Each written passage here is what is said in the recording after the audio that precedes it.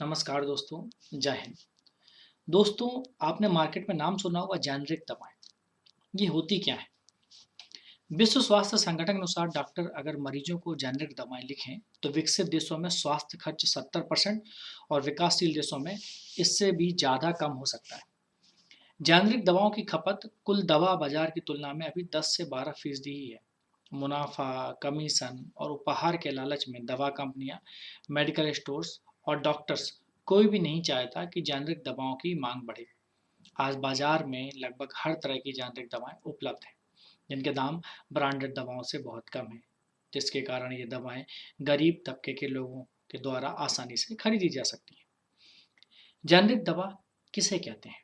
क्या है जेनेरिक दवा या international non propriety name medicine? इसकी निर्माण सामग्री ब्रांडेड दवाओं के समान ही होती है। साथ ही ये दवाएं विश्व स्वास्थ्य संगठन की एसेंशियल ड्रग लिस्ट के मापदंडों के अनुसार होती हैं। जेनेरिक दवाओं को बाजार में उतारने के लिए ठीक वैसे ही अनुमति और लाइसेंस लेना होता है जैसा कि ब्रांडेड दवाओं के लिए जरूरी होता है। अब ब्रांडेड दवा की ही तरह जेनेरिक दवाओं को गुणवत्ता मानकों की तमाम प्रक्रियाओं से भी गुजरना होता है। किसी एक बीमारी के इलाज के लिए तमाम तरह की रिसर्च और स्टडी के बाद एक साल्ट तैयार होता है या केमिकल तैयार होता है, जिसे आसानी से उपलब्ध करवाने के लिए दवा की शक्ल दे दी जाती है। अब इस साल्ट को हर कंपनी अलग अलग नामों से बेचती है। कोई इसे महंगे दामों में बेचती है तो कोई इसे सस्ते दामों पर। लेकिन इस साल्ट का जेनरिक नाम साल्ट के कंपोजिशन और बीमारी को ध्यान रखते हुए एक विशेष समिति द्वारा निर्धारित किया जाता है। अब जेनरिक दवा का नाम पूरे विश्व में सिर्फ एक ही होता है। जैसे बुखार में काम आने वाली पैरासीटामोल की टैबलेट हर कंपनी अलग अलग नाम से बनाती है, लेकिन यदि यह जेनरिक होगी तो इस पर हर देश में सिर्फ पैरासीटामोल लिखा होगा। तो जेनरिक दवाएं का मतलब है वो साल्ट जिससे वो दवा बनी हुई है। जेनरिक दवाएं सस्ती क्यों मिलती हैं? क्योंकि ब्रांडेड दवाओं की कीमत कंपनियां खुद तय करती हैं, वहीं जेनरिक दवाओं की मनमानी कीमत निर्धारित नहीं की जा सकती। जेनरिक दवाओं की कीमतों को निर्धारित करने में सरकार का हस्तक्षेप होता है। आपका डॉक्टर आपको जो दवा लिख कर देता है, उसी साल्ट की जेनरिक दवा आपको बहुत सस्ते में मिल सकती है। महंगी दवा और उसी साल्ट की जेनरिक दवा की कीमत में कम से कम 5 से 10 गुने का अंतर होता है। अब कई बार जेनरिक दवा और ब्रांडेड दवाओं की कीमतों में 90% तक का फर्क होता है।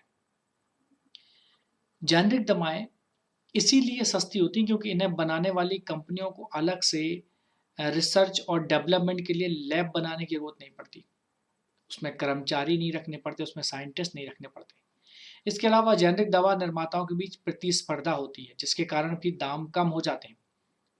और सबसे बड़ा कारण यह है कि जेनरिक दवा बनाने वाली कंपनियां अपनी इन दवाओं का विज्ञापन नहीं देती हैं, जिसके कारण उनकी लागत बहुत कम हो जाती है और लोगों को सस्ते दामों पर ये दवाएं मिल जाती हैं।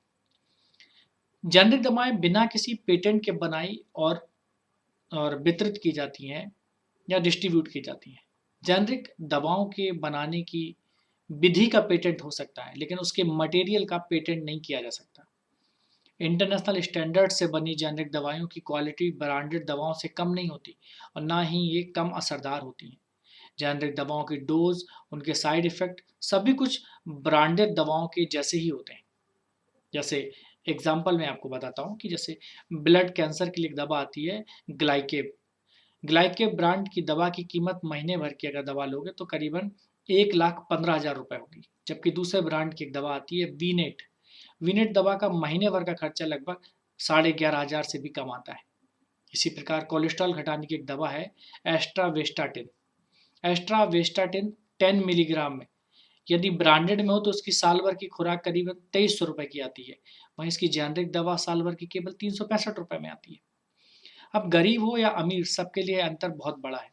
गरीब लोगों की दवाइयों में ज़्यादा अंतर पेट से जुड़ी बीमारियों, किडनी, यूरिन, वर्ण या दिल संबंधी रोग, न्यूरोलॉजी, डायबिटिक जैसी बीमारियों से जुड़े हुए हैं। और इन बीमारियों की ब्रांडेड और जेनरिक दवा की कीमत कई बार 500 गुना तक का अंतर देखने को मिलता है। उदाहरण के तौर पर मैं आपको बताता हूँ कि मिर्गी की एक एक कंपनी की दवा 75 रुपये में आती है, जबकि उसी कंपनी की जेनरिक दवा केवल 5 रुपये में उपलब्ध है। तो एक ही साल्ट की दो दवाओं की कीमतों में बड़ा अंतर होता है। यह अंतर ही जेनरिक दवा का सबूत है। लोगों की सुविधा के लिए कई मोबाइल ऐप हैं, जैसे हेल्थ कार्ड प्लस या फार्मा जन समाधान। इनके ज़रिए आप आसानी से सस्ती और जेनेरिक मेडिसिन खरीद सकते हैं। जेनेरिक दवाओं को कैसे प्राप्त कर सकते हैं? जब भी किसी डॉक्टर के पास जाएँ तो उससे जेनेरिक दवाएँ लिखने को कहें, और मेडिकल स्टोर्स पर भी जेनेरिक दवाओं की ही डिमांड करें, या उनसे कहें कि आप हमें इसका जेनेरिक वर्ज़न दें। जेनेरिक दवाओं के मिलने में जो सबसे बड़ी परेशानी है कि यदि डॉक्टर्स जेनेरिक दवा लिख भी देते हैं, तो मेडिकल स्टोर वाले किसी भी कंपनी की दवा ये कहकर मरीज़ को दे देते हैं कि उनके पास लिखी हुई ये वाली मेडिसिन नहीं है।